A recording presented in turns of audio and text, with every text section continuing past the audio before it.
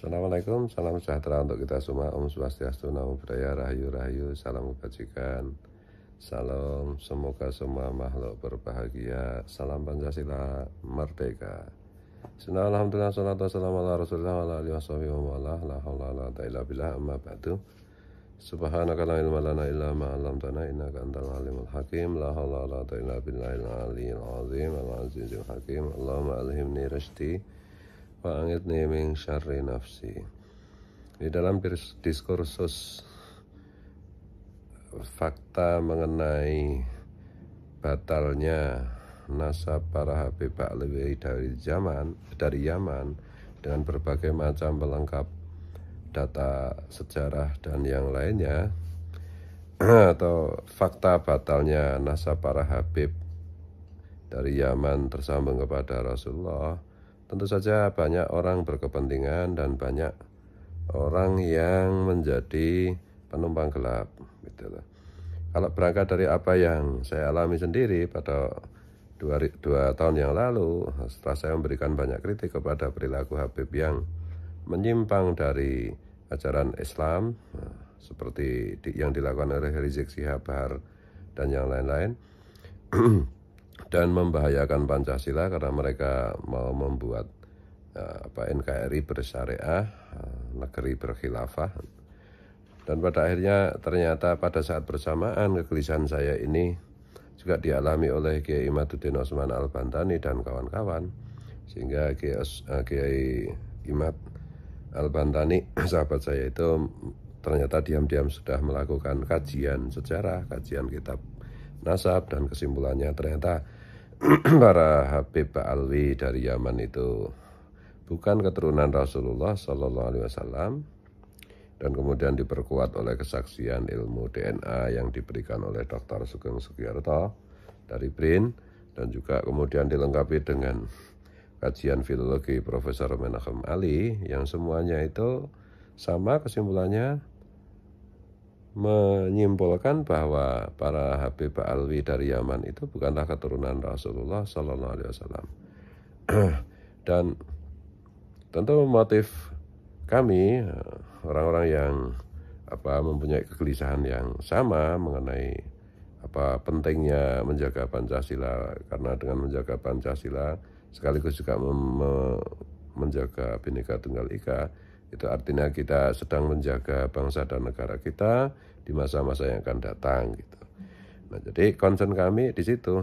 Jadi bukan sekedar nasab Habib itu palsu atau tidak palsu, tetapi kepalsuan nasab Habib Ba'alwi dari Yaman ini kita ungkap karena mereka menggunakan klaim nasab mereka sebagai keturunan Rasulullah SAW itu untuk merusak Islam dan merusak bangsa dan negara, gitu. Nah, tentu saja diskursus ini karena mendapat sambutan yang luas, apalagi setelah Guru Gembul, kemudian Bang Haji Roma Irama juga ikut mengangkat, juga channel-channel semuanya, baik yang channel-channel besar maupun channel-channel yang kecil, gitu. Itu sampai hari ini hampir 2 tahun diskursus ini di medsos terus-menerus bergema, terus-menerus konten-konten itu mengalir, dan di alam offline, di masyarakat, diskusi-diskusi itu masih terus-menerus berjalan, baik yang tercermin dari grup-grup WA maupun pembicaraan-pembicaraan di warung kopi, di warung angkringan, di gardu ronda, gitu. Nah, ini tentu saja di antara itu banyak orang yang dalam tanda petik itu tidak murni ikhlas memperjuangkan bangsa dan negara, tidak murni ikhlas memperjuangkan dan menjaga Pancasila serta Bhinneka Tunggal Ika, tapi mereka ada interest-interest yang sifatnya itu ada kalanya naif, gitu. Misalnya nimbrung di diskusi batalnya nasab para Habib Ba'alwi ini untuk tujuan yang remeh seperti eksistensi, seperti materi, gitu. Jadi tiba-tiba kadang-kadang muncul sosok yang pemberani yang luar biasa mencaci maki para Habib, gitu. Nah, ujung-ujungnya mereka ternyata apa yang mereka lakukan itu hanyalah proposal untuk untuk menekan para Habib untuk apa itu meminta uang gitu, meminta sejumlah uang dan yang lain-lain gitu. Kemudian ada juga yang pura-pura menyuarakan kesetaraan, tapi sebenarnya mereka punya agenda yang berbeda. Misalnya sekelompok orang Wahabi yang punya agenda untuk membuat citra buruk dan merusak ajaran Ahlus Sunnah wal Jamaah.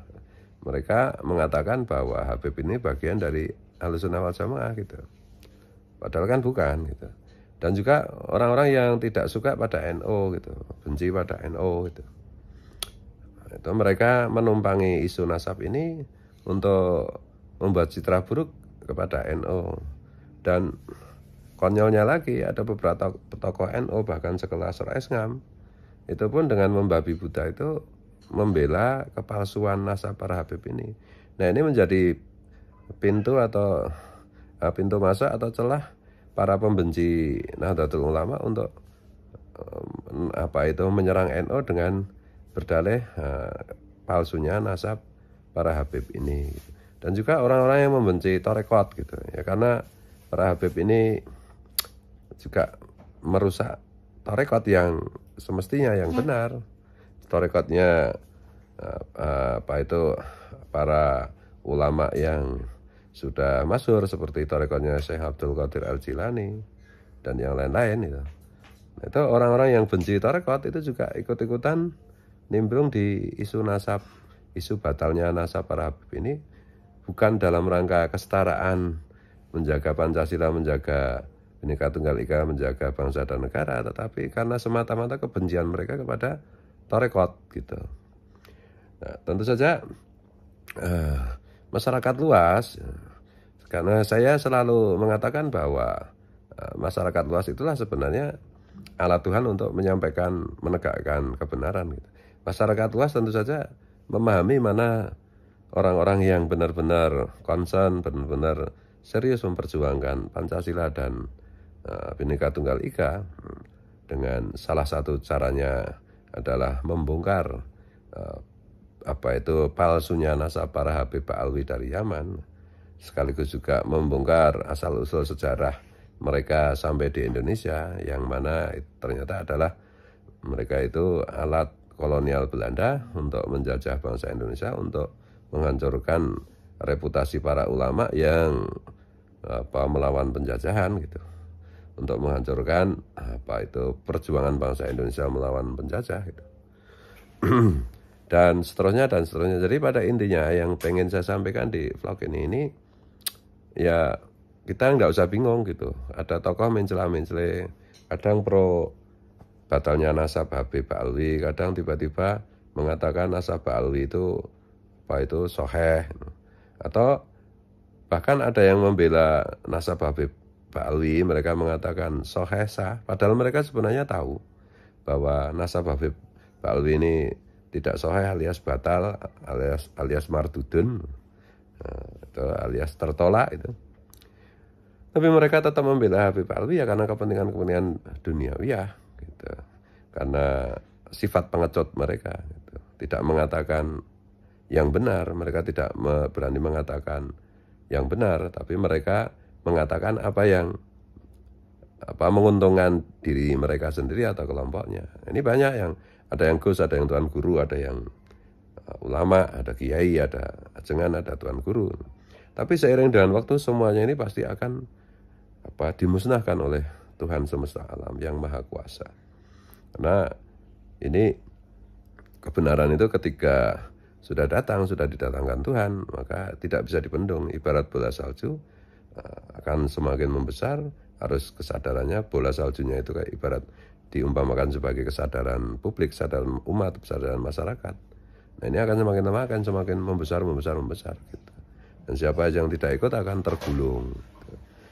Mohon maaf, mohon ampun kalau keliru, kalau salah. Wallahu wal muwaffiq ila aqwamit thoriq. Assalamualaikum. Salam sejahtera untuk kita semua. Om Swastiastu, Namo Buddhaya. Salam. Salam Pancasila.